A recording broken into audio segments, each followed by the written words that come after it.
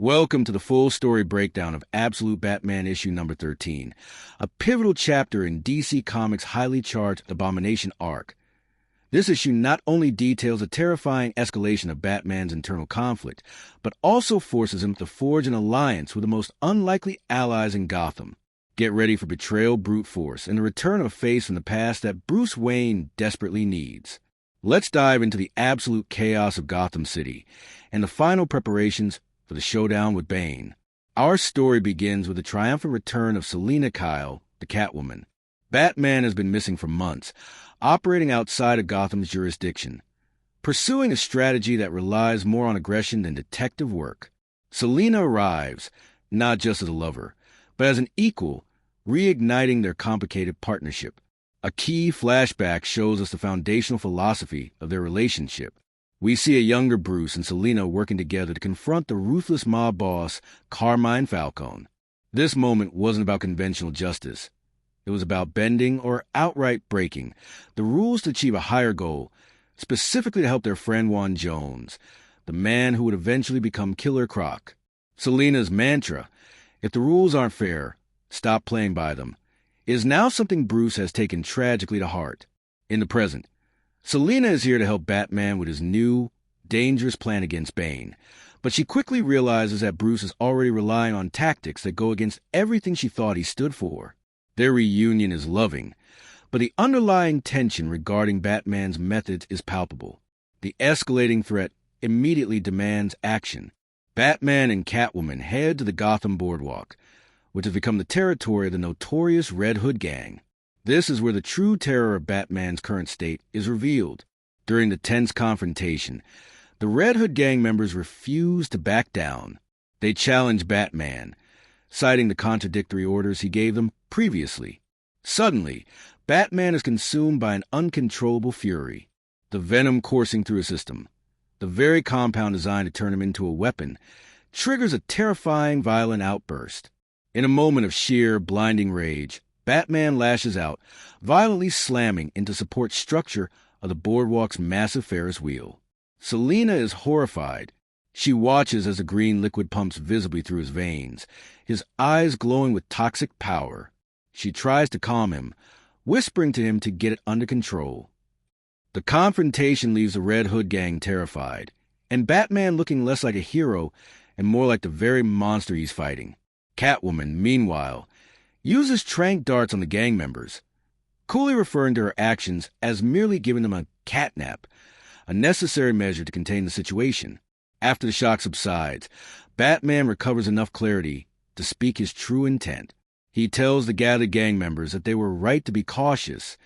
He was almost broken in the place where these monsters, these abominations like Bane, are being created. Ark M, now. Desperate to bring down the whole corrupt system, Batman recruits an army.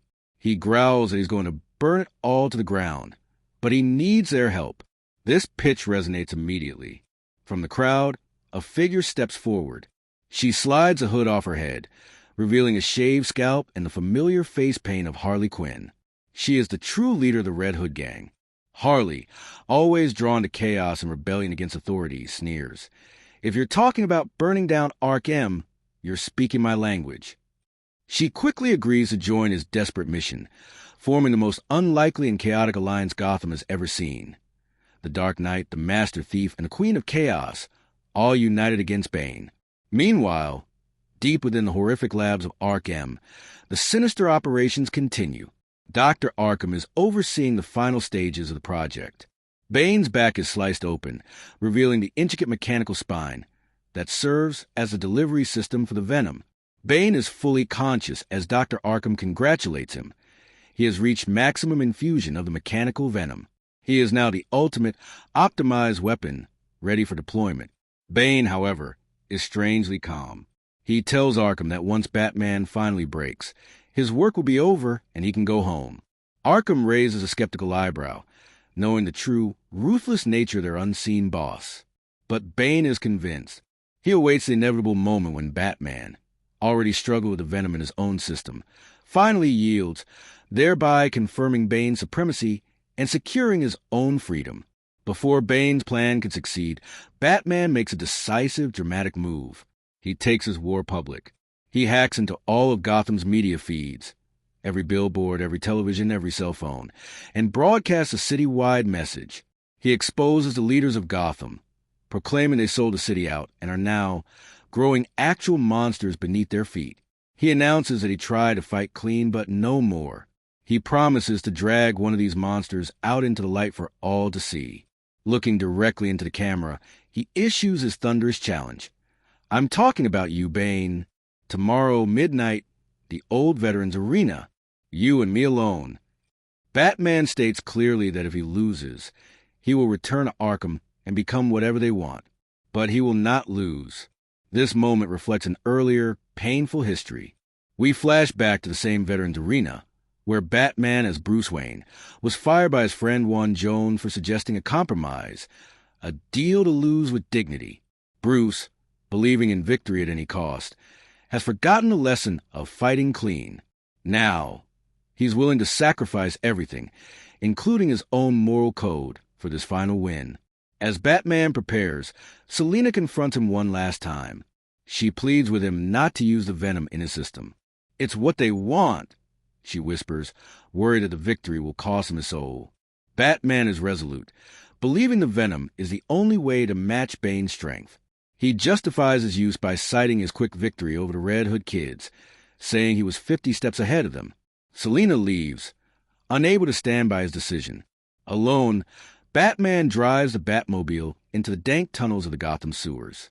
He opens a cooler, pulling out raw meat. The smell wafts through the darkness.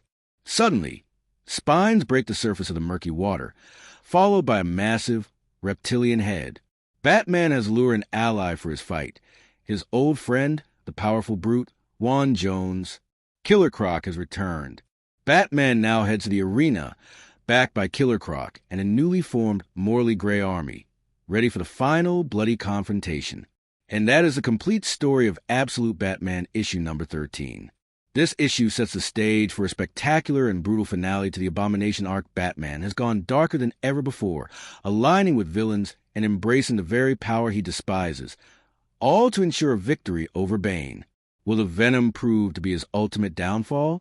Can Killer Croc and Harley Quinn truly be trusted? And what will Gotham think of their Dark Knight after this public spectacle?